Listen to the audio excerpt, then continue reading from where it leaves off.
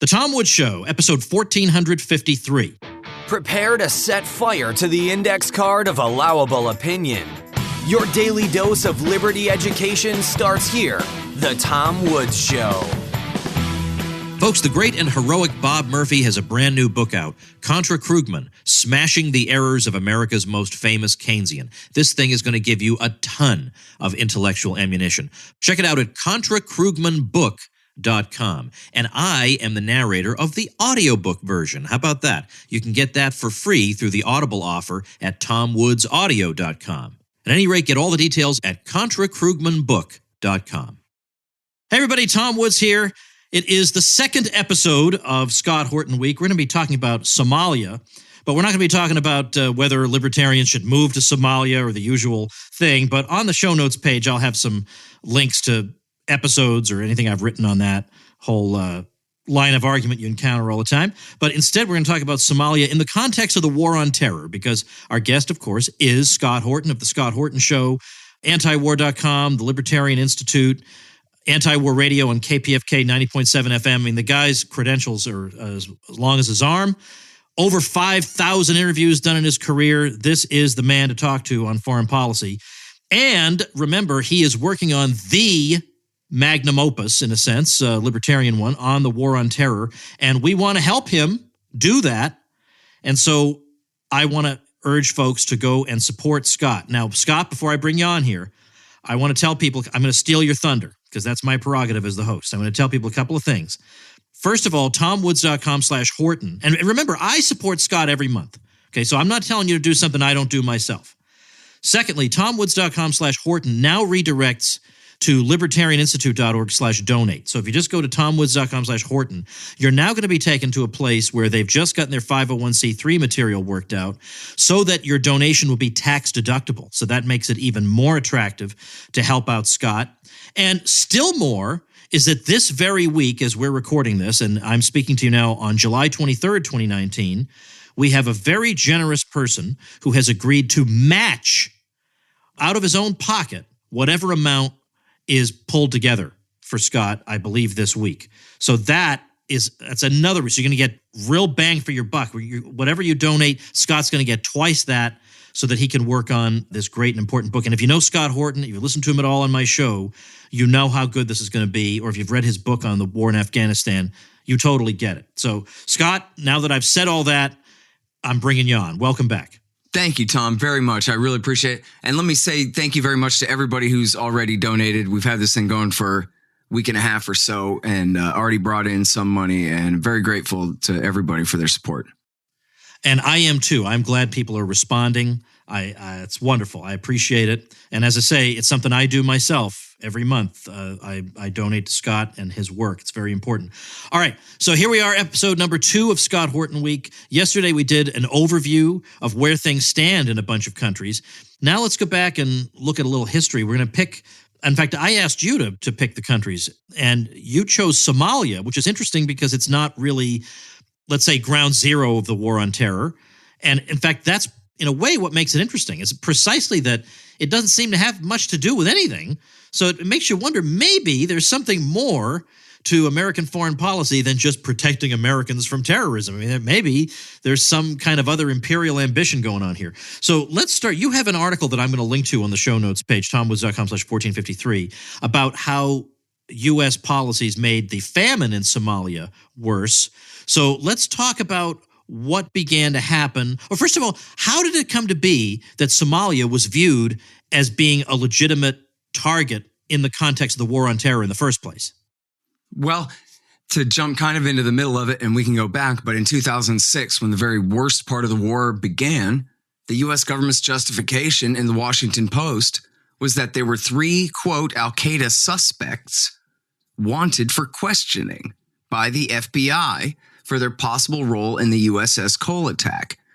And so, of course, it predates September 11th, before Dick Cheney and David Addington said, forget grand juries and cops. We're doing this all through the military and the CIA now. This was in the Clinton years approach. And so these guys had been indicted, or at least I think they'd been indicted, or there was a grand jury looking into them, and the FBI, quote, wanted them for questioning. And that was the excuse for helping the Ethiopians to launch a massive war, which shattered the place and has left it, a warring husk of land, and certainly not really a country ever since. Have you ever heard of a pretext thinner than that? Yeah, I know. It's unbelievable. So then what do you think's really going on? Well, it's the Horn of Africa, right? The pointy part there in the east, right at the Bab al-Mandeb, which is the gate of the Red Sea to the Gulf of Aden. So it's a strategic location. That's what it is? Absolutely right. It's the south end of the Red Sea. Suez Canal, that's the route, to the Mediterranean there. So what's the U.S. government's role? I mean, the CIA is, well, I'm going to let you tell the story. What's the U.S. government's role then in Somalia? What exactly is it? Is it large scale, small scale? Is it covert, overt? What is it? Well, at this point right now, there's a training mission, and there's also the Joint Special Operations Command, which is the highest tier special operations forces, and I assume some lower tier guys from SOCOM as well. And there, of course, is also a CIA drone war that is, in coordination with them. But it's what Obama would call leading from behind. America supports the African Union, which occupies the place with Kenyan, Ethiopian, and Burundian troops and that kind of thing. So America pays for it all, and American soldiers aren't, at least most of the time, leading missions against AlShabaab, but, they're directing, white officers with native troops in the British style, essentially. What about the stuff that people remember from years and years ago, the whole Blackhawk Down stuff? What's the story there? Okay, well, so yeah, this gets to the heart of the narrative, really, and some terrible ironies, coming up here. But essentially, George Bush Sr. in 1992 had launched this thing, Operation Restore Hope, under the United Nations to provide food aid because there was a civil war in the aftermath of the collapse of the communist regime there. And so, the communists, just as everywhere else, had basically raised the society to the ground. I don't know what they had going on before that, but in the aftermath of communism, the place was divided up into warring factions, and people, were starving. And so the Americans had launched this thing. Well, it ended up, as a self-licking ice cream cone, as always, and as anywhere, military intervention in other people's countries is a government program.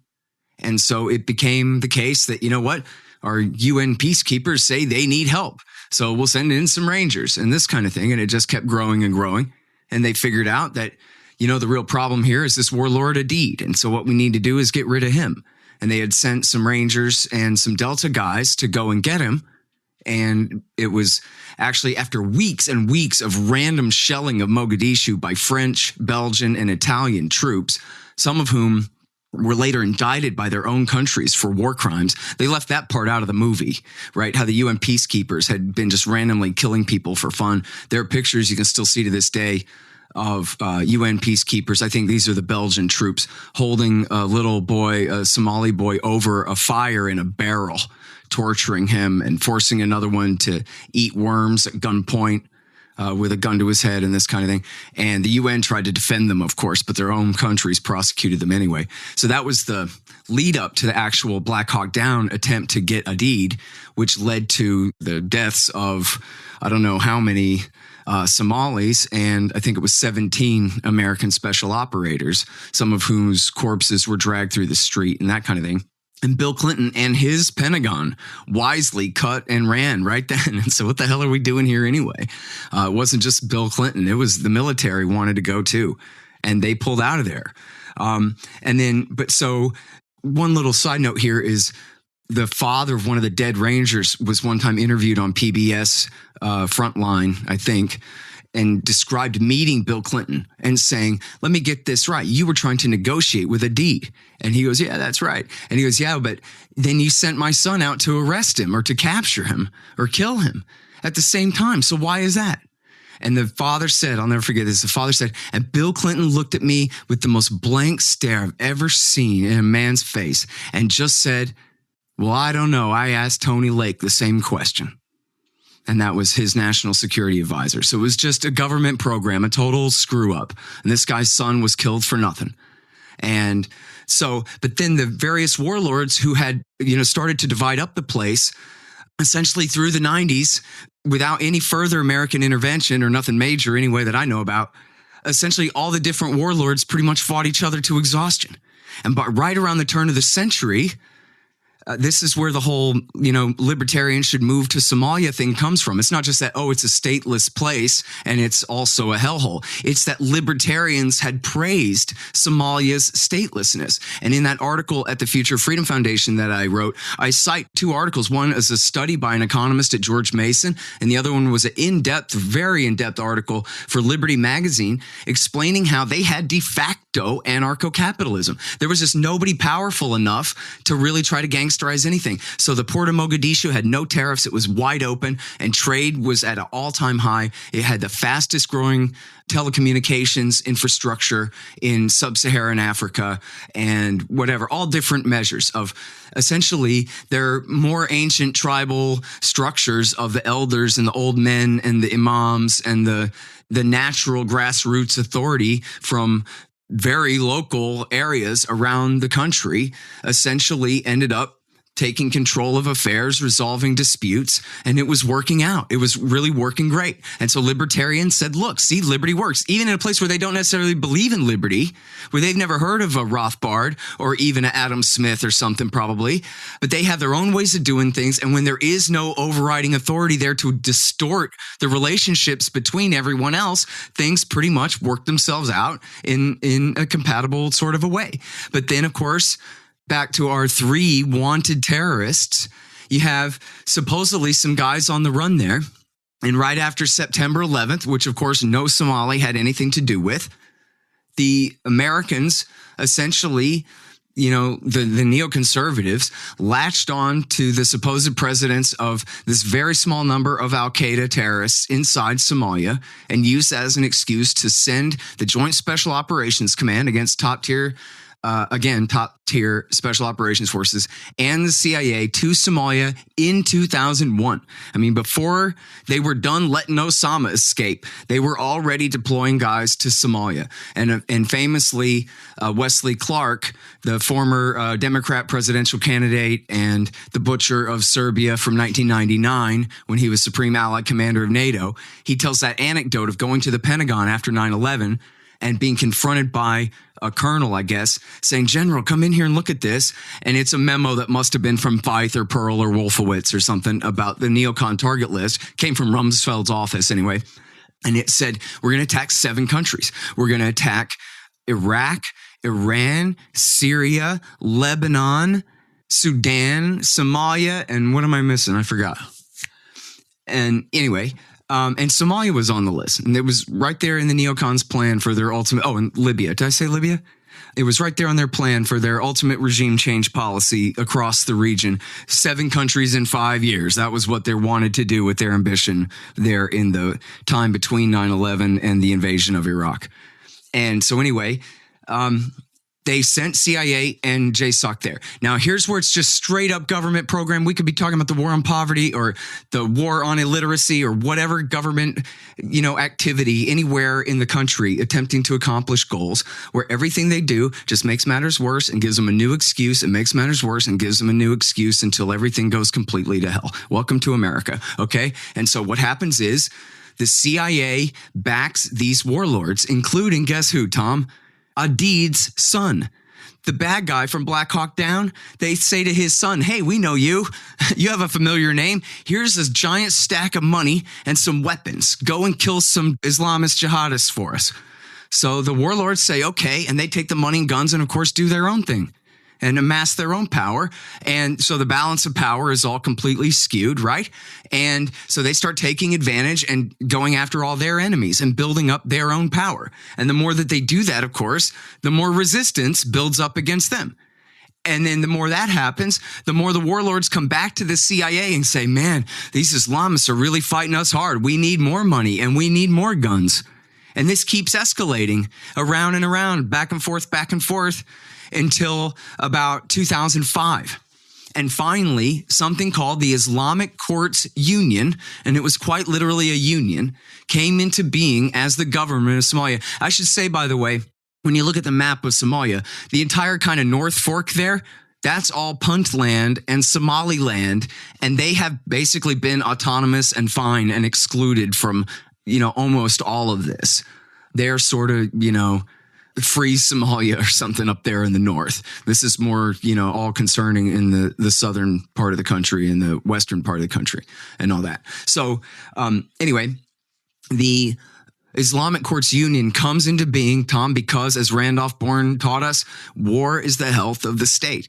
And so the people needed some kind of security force to defend them from the CIA-backed warlords who were taking all this money and guns and committing crimes and doing all warlord things. So it really was like a grassroots, people-powered movement of 13 different groups.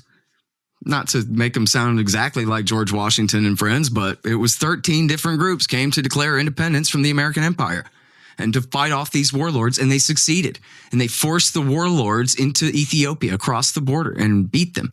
But then, of course, Uncle Sam just went crazy and said, you can't do that. And so then in Christmas 2006, I think on Christmas morning, George Bush and Ethiopia, America, and Ethiopia launched an invasion of Somalia. Now, Ethiopia is a Christian country, not a Muslim country, and they are historic enemies, these two. But so America hires Ethiopia to invade, and they do absolutely crush and destroy the Islamic Courts Union, scatter it to the winds, drive it out of power in the capital city and everything. They kill tens of thousands of people, commit mass atrocities, murders of men, women, and children, mass rapes, and every atrocity that America would accuse their enemies of in any other circumstance. See Libya, or any other one. And including they rounded up and tortured a bunch of people, extraordinary rendition and all of that, and including an American was caught up, at least one American was caught up in this rendition program and all of this at the time. And SOCOM, that's second tier special operations forces. They were there at the initial invasion, flying their C-130 gunships in there and blasting the hell out of everything. CIA was involved too from the very beginning. And at this time, what had been the smallest, weakest faction of the Islamic Courts Union, AlShabaab, the youth, who had basically, shown up and then been silent while all the adults handled business and this kind of thing. Now, they're the fighters. They're the youth. Who's going to resist the Ethiopians, the old men? So now AlShabaab, which was nothing, they're the Minutemen. They're the local militia to rise up to fend off the Ethiopian invasion sponsored by the United States. And that was how AlShabaab became a fighting force in the first place. Now, they fought the American-backed Ethiopians for 2 years to a stalemate. You still with me here? Am I interesting? You get it? I'm following completely. Okay, great. So then George Bush is running out of time, right? Just like the Iraqis told him, okay, you got to go, pal, in more ways than one. See ya. Here comes 2009 and the Democrats, and Bush has to go. So what's he going to do? So he has Condoleezza Rice. Now, by the way, I know where this is going because I had the good fortune of reading your article, so I already know where it goes. Oh, that's true too. Yeah. I just wanted to make sure I wasn't boring you to tears over there, and you were dying to cut in or something. But anyway, well, I do have to cut in at some point. But okay, well, I'm getting right to the big thing, and then you can get in from there. So Condoleezza Rice makes a deal, and she says, "You know what, Islamic Courts Union, no hard feelings. You can go ahead and be the government of Somalia after all. Only thing is, you can't call yourselves the Islamic Courts Union. You have to take the government, the transitional national government that the U.S. and the United Nations have created for you. You have to fit within that." Well, guess what? The leadership of the Islamic Courts Union said, okay, we'll compromise and go for that. But guess what? AlShabaab, the youth, said, you guys are a bunch of treasonous traitors for selling out to Condoleezza Rice, and we'll fight you too. And it turns out, and this is on page 222 of Jeremy Scahill's book, Dirty Wars, where they quote the State Department saying, oh, yeah, and this is maybe a little bit after the fact, kind of 2020, or not 2020, but, after the fact spin, but maybe either way. They say, you know what? We actually knew that we weren't going to be able to really defeat these guys. We just wanted to bring them down a peg. We just wanted to weaken them a little bit. And so here they had launched this horrible war that had killed tens of thousands of people already. And they say, yeah, well, we just wanted to weaken their stance, essentially, was the only reason they had done it. But the war has continued to rage on this whole time. And then I guess here's where we start getting to the famine, but go ahead. All right. Well, I want to know so Bush is on his way out. They arrange this deal. How does policy change under Obama? Because, of course, we're supposed to think that there's going to be significant change because wasn't that Obama's slogan after all? He didn't do a thing about it except have it continue. I mean, if anything, he escalated the drone war there. I wouldn't say he escalated support. But who's he targeting in that drone war? AlShabaab. Okay. And then, so this is fast forwarding a little bit, but in 2012, the Kenyans invaded the port city of Kismayo in the Somali south and forced AlShabaab out of there. Well, at that point, they lost a major source of revenue, which was essentially black market charcoal, just mass burning down forests and then selling the charcoal and, clear cutting, this kind of thing. And when they got cut off from that source of financing, it was only then that they turned to the Saudi princelings and declared their loyalty to Al-Qaeda. So now they're called Al-Qaeda terrorists, and Tulsi Gabbard will be the first one to tell you we have to fight them forever because they're Islamic terrorists and all this stuff. But they're not Saudis. They have their own culture and their own ways of doing things, and they have no reason to fight, or at least not that they've apparently noticed, a reason to fight any international jihad against us. They are local militiamen fighting to keep foreigners out of their country, which is right now occupied by 3 foreign nations, which is all supported by, or really 4, and supported by the 4th there, the USA, world empire, the superpower, number 1, against the weakest country ever. So it doesn't mean that Al-Shabaab are good guys. I mean, they commit atrocities against civilians and all kinds of things here. It's just that they are essentially fighting, in the broadest sense, they are fighting in defense of their land from foreign invaders who have no right whatsoever to be there. That's us. And again, they only rose up in opposition to our intervention in the first place. Before that, they were nothing. So how does the famine fit into this? And to what extent is the famine just something that occurs spontaneously? And to what extent is it aggravated by these other conditions? Right, which is exactly the right question. So if you go to Mises.org, you can find, I don't know how many different articles explaining how capitalism has abolished the famine. Because no matter how bad the weather gets near you, markets will provide. You got something to trade. Someone will bring you fresh strawberries from around the world if price is right anyway. And so how's that negated in East Africa, especially when, as I said, the place was a pretty much blooming capitalist system there before this massive intervention. And the thing is, it's the war. In 2009, the weather turned really bad. And in Ethiopia and in Kenya and Somalia, they all suffered this major drought. In Eritrea, in that whole area, the Horn of Africa. And the Somalis laid down and died by the hundreds of thousands. In these other countries, the markets were able to compensate. Not the most sophisticated economies in the world, okay, but enough. But in Somalia, the farmers hadn't been able to sow their crops because of all the chaos. And the ones who hadn't been able to harvest. And the ones who didn't have the ability to transport their food to the market. And there was no market to transport the food to. And there were no customers with any money to buy any food. The whole entire system of distribution of food for the people completely broke down.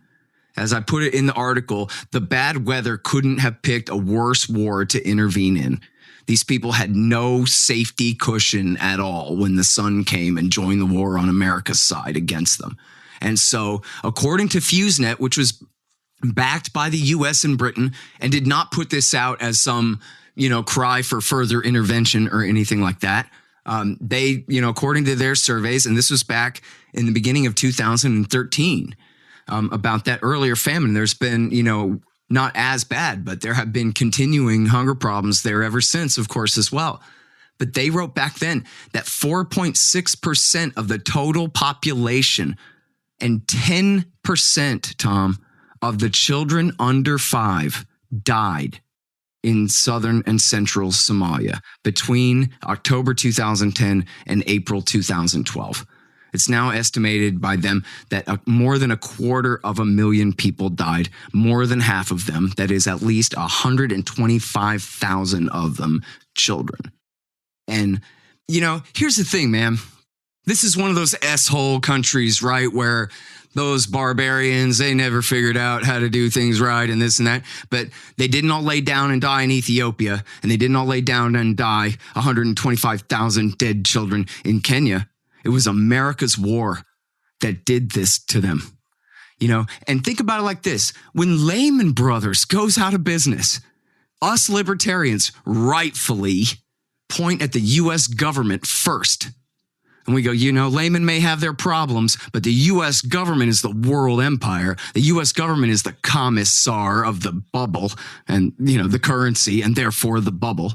And so Mises says malinvestment is Uncle Sam's fault first. Well, you know what? If that's true for Lehman Brothers, who, if anybody ought to know better, it would be these masters of the universe up there on the top of Mount Olympus or whatever. Well, then that same standard should apply then to poverty and to crime and to every social ill that we have.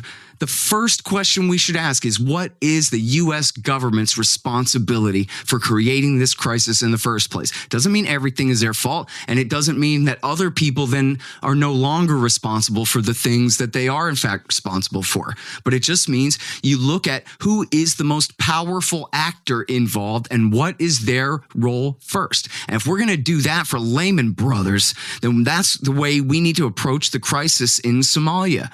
What does it mean when the most powerful society, the most powerful nation state that has ever existed is picking on the weakest little group of helpless people that you could possibly find anywhere in the world? And for nothing, for not doing anything to us ever, for never dreaming of it. It's crazy. It makes me sound crazy just to tell the truth about it. That how could it be that bad? If it was true, then wouldn't I already be upset about this? But I never even heard of it before, right? Which is almost even the way you introduced the show. It was like, Somalia, what's going on there? What's going on there is as bad as Iraq War II. What's going on there is as bad as the genocide in Yemen. What's going on there is Navy SEALs killing people right now for nothing. I had somebody ask me in my private group, Scott, if at the end of these, we can say something about what Americans can do about these situations. But I don't know what you can do. I mean, you can publicize it. You can tell people about it. But when push comes to shove, you get a really, really anti-empire candidate like Tulsi Gabbard, and everybody ignores her.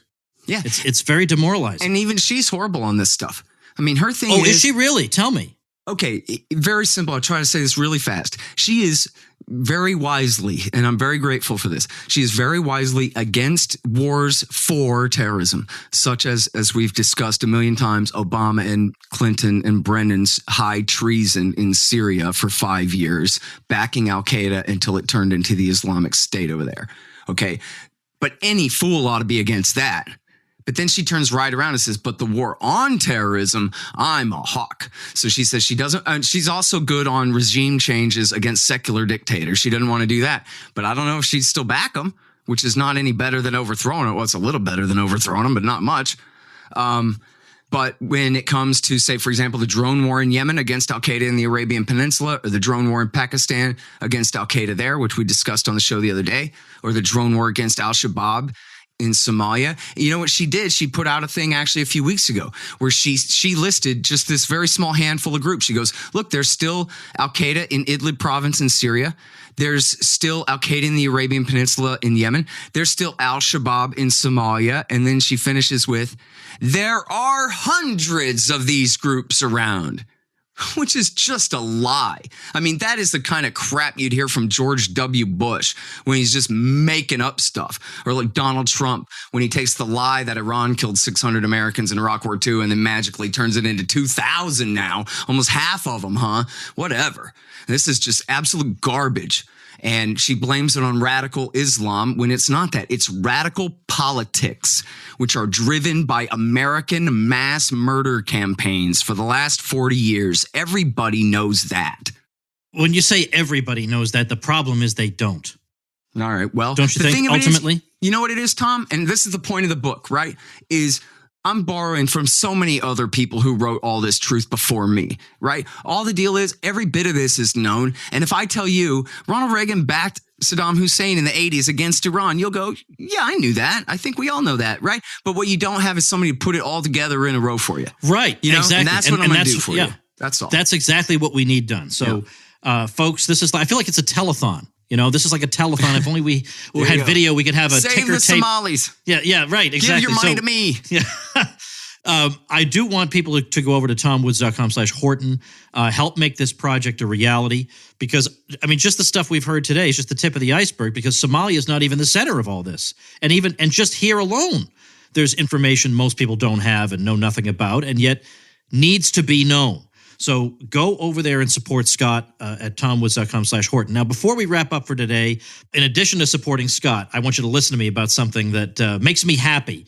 And that is a project that one of my listeners is doing. And that is a weekly podcast called Tasting Anarchy. And this is a weekly podcast that's all about wine and government regulations in the alcohol industry. Now, that is going to be right up the alley of a lot of you folks. Every week, listeners are going to discover new wines and learn how much government is in their drink. They're also doing interviews with winemakers, growers, and other individuals involved in the wine industry. So that's tastinganarchy.com. So check that out.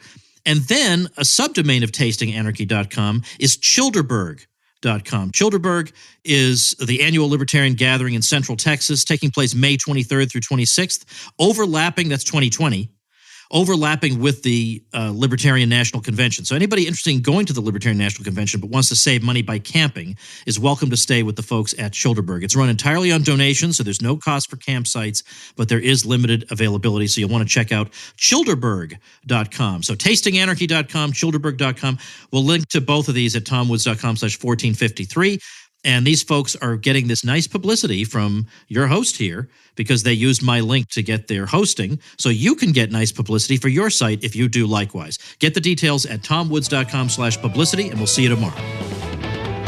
Become a smarter libertarian in just 30 minutes a day.